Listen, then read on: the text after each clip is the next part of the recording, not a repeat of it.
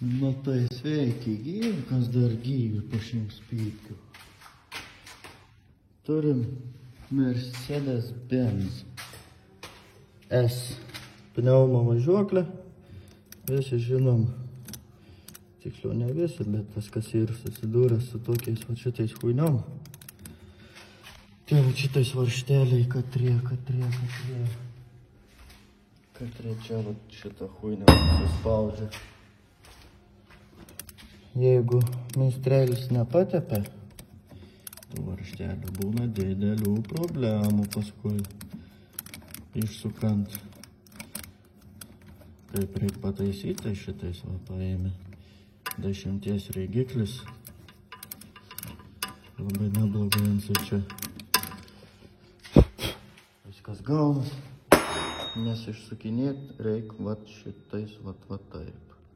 Sriegiai tik užvelti, visiškai užvelti sriegiai. Žodžiu, nieko gero. Vienai pusėje puikiai išsisuka, kitai pusėje labai nepuikiai išsisuka. Išsidrožiam va tokį va 10. Šiek tiek ilgesnį.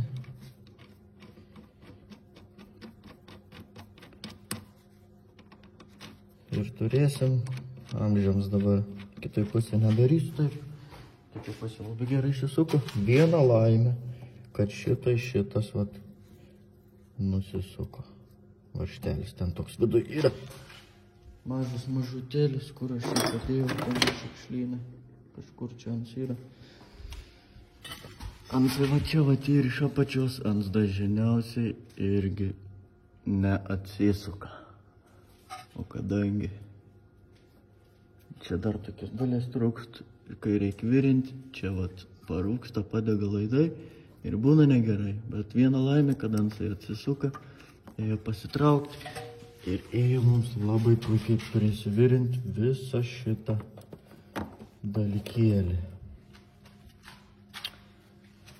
Tokie dalykai. Toks vat greitas remontas.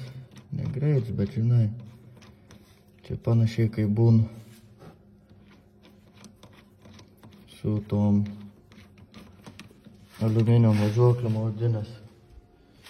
Nepamirštam, aišku, šmakaliuką būtinai, kad kitą kartą meistrelis tvarkytams nekeiktų, o šypsotųsi, kad viskas gerai sukasi, nieks neužurdyja, kaip pavyzdžiui tie, kas tvarkot aliumins važiuoklės. Kai paėmat tvarkyti, ne, įkaipyst, viskas ir užurdyja, ypač viršutinis varžtas. Ir kiek tada prasipės prie to vieno varžto valandą laiką, kol tu nana išgimdai. O kai atrandi viską, kad viskas ir sutepta, viskas su pirštais išsitraukia, išsisuk, viskas ir tvarkoj. Va tokie reikalai. Nepamirškit meistriukai patep varžtelį. Džiaugsitės ir jūs, kai pas jūs atvarys su suteptais varžtais važiuoklį tvarkyti.